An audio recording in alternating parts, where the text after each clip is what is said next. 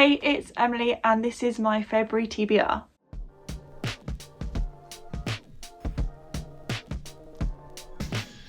So February's now here and it feels like January lasted ages, as it always does, but I'm just glad I can play my TBR game again. If you're new around here, hey, I'm Emily.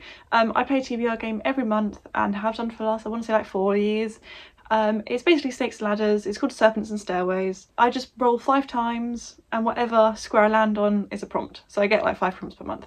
That's kind of like an overview very quickly of my TBR game, but I have a lot of fun playing it every month, and even when I have had breaks on like YouTube, then I have still played it myself just for my own benefit because I just enjoy playing it so much. So to wrap up January, I finished all the books on my TBR game for last month, and that means there's no punishment. Woohoo! My punishments are normally, if you don't know, I just pick out a specific book from a TBR jar basically, so it kind of takes away like choice and it's an additional book. I hope that makes sense. So once again for February, rolled 5 times. I will also be partaking in the cliterature readathon, which happens I think 19th to the 19th to 26th?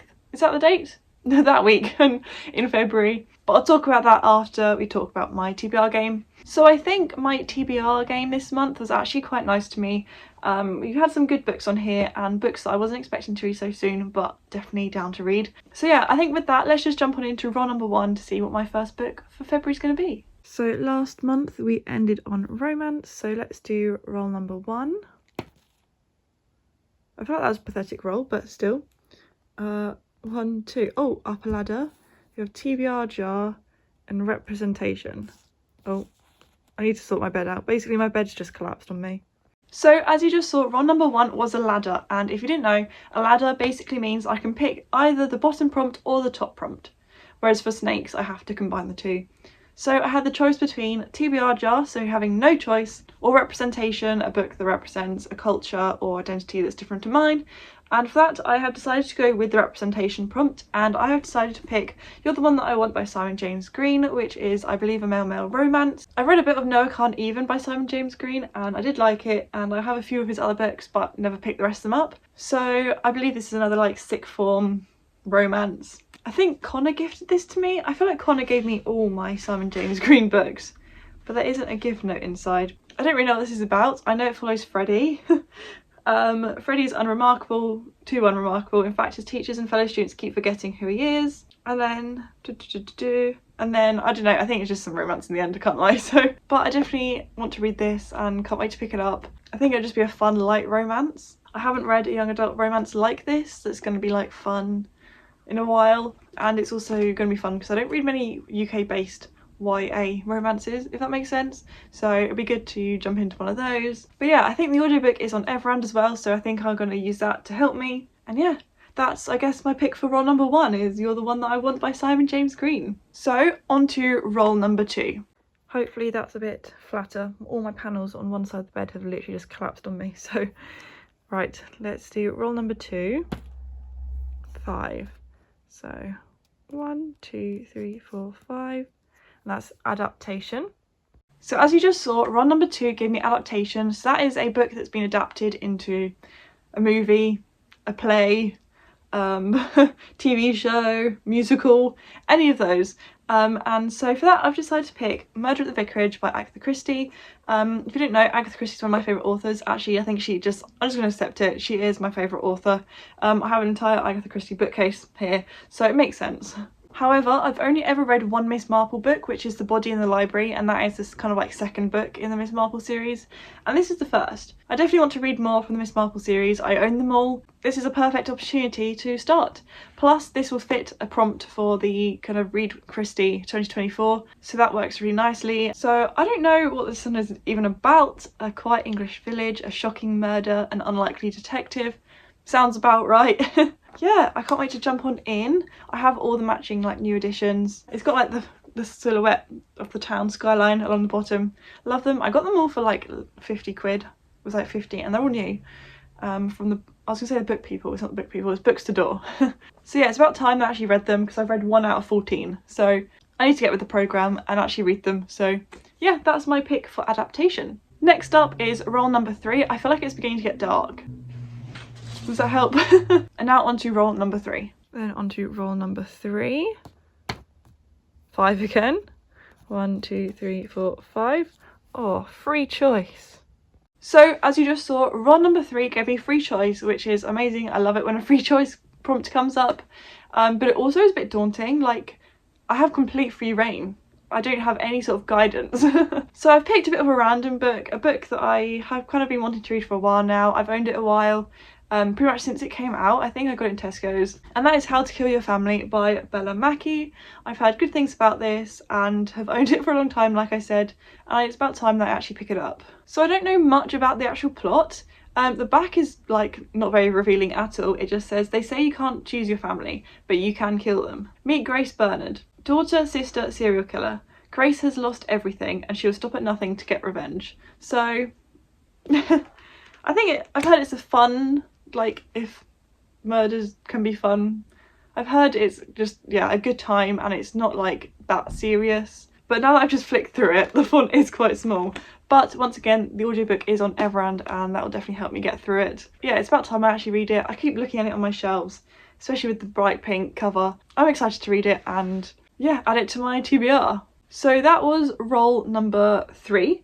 Let's jump on in to roll number 4. Roll number 4 now. Will we make it to the end of the board? We'll see. We'll see. 6. It's looking likely.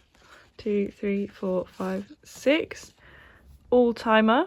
So as you just saw, roll number 4 is all timer, and for that I read a book that's been on my shelves, my TBR, for a very, very long time, and for that I have decided to pick You, Me, Forever by Jo Watson.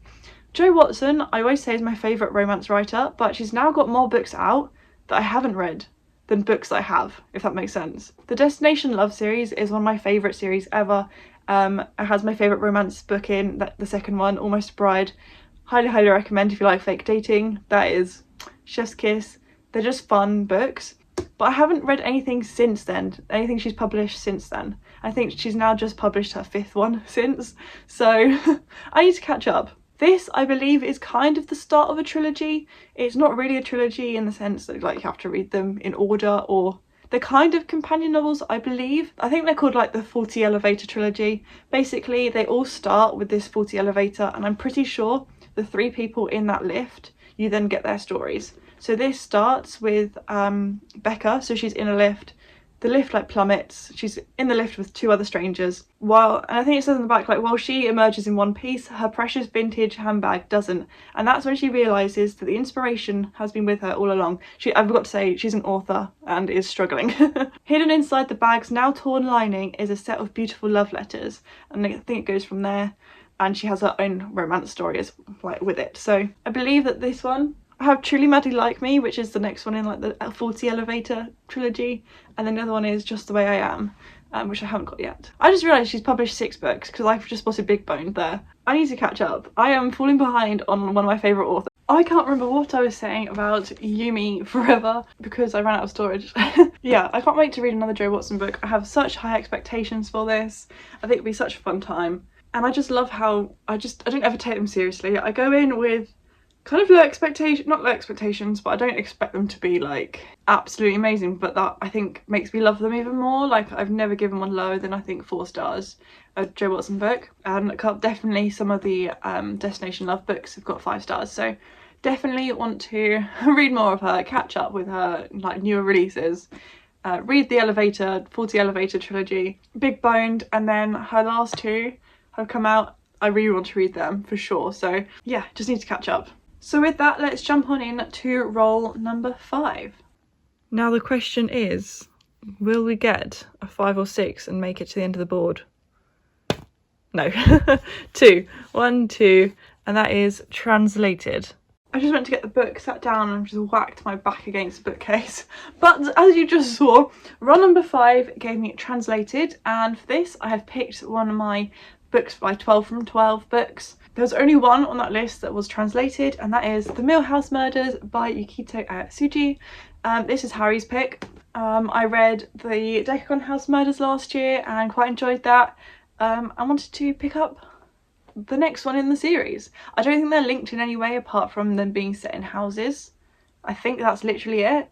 But I really do I've been loving my Japanese murder mysteries, if that makes sense. So like my Kindaichi ones and now like house murders. Here I am reading more. So yeah, I don't know anything about this plot. I feel like there's a common theme with some of my books on the TBR this month. Ooh, okay, so I think our main character had a car accident and is so scarred that they have a like mask on their face. Then one stormy night, the tranquility of his retreat is shattered by gruesome murder, a baffling disappearance and the theft of a priceless painting. This sounds chaotic but amazing. Yeah, this sounds exactly right up my street right now. I can't wait to read this now. Definitely will be reading this as soon as February starts, probably. And yeah, that's my pick for translated. So thank you, Harry. I'll also be vlogging this. Like I said in my 12 from 12 video, I'll be vlogging every book that I read for that series, I guess. So this will be episode 2 of my 12 from 12 2024. And yeah, can't wait to jump on in. I don't know if there's more in the series than these two. I think there might be, but I don't know if they've been translated yet. I don't know, but we'll see. We'll see. But yeah, overall, can't wait to jump on into this. And that's my last book on my TBR game, TBR. So I'm going to very quickly talk about the cliterature readathon. I'm going to say this side, we're going to put the bingo board. I think it's a bingo board. Anyway, I'm going to treat it like a bingo board. I'm going to go for the top row. So those prompts are illustrated cover, LGBTQ plus romance, and then take part in sprints. I could have doubled up and just read one book. I could have just read You're the One That I Want because it's got an illustrated cover and it's LGBTQ plus. But I'm going to use this for the LGBTQ plus prompt, and then hopefully for the illustrated cover I'm going to read Yumi Forever because it's got a lovely illustrated cover. So those are my 2 picks for the literature readathon. I don't know, this probably has no smut. This hopefully has, judging by some of her previous books, but we'll see. But yeah, that's my 2 books that I plan to read that week. I wanted to just stick with 2. I don't want to go for 3. But if I fancy reading more, then I can always pick up more during the week because I have plenty of romance on my shelves. So yeah, those 2 are the books I plan to read for that readathon. And with that, let's wrap up this video. So these are the 5 books that I plan to read in February. Hopefully I do read more than this, but it is a shorter month, so I'm not putting any pressure on myself. I did say I wanted to read a non-fiction book a month, and I think what I'm going to go for is Beyond the Tape by Dr. Marie Cassidy, which my friend lent me, I think a 1.5 years ago now. Haven't read. So I just want to return it to her, but want to read it first. So I think I'll get the audiobook for this. This is The Life and Many Deaths of a State Pathologist. So I think it could be interesting, and the font's quite big, so I'm sure it won't take too long, and it's very nice and floppy. The light really is fading now, so I'm going to quickly wrap this up. So yes, very pinky books in the middle there. Definitely got a little theme. They're either proper like murder mysteries or romances, so it could be a fun month. So yeah, thank you very much for watching. If you enjoyed it, please give it a like and subscribe if you're new around here. Let me know if you've read any of these. That'd be cool. And I hope to see you soon with a brand new video. Bye.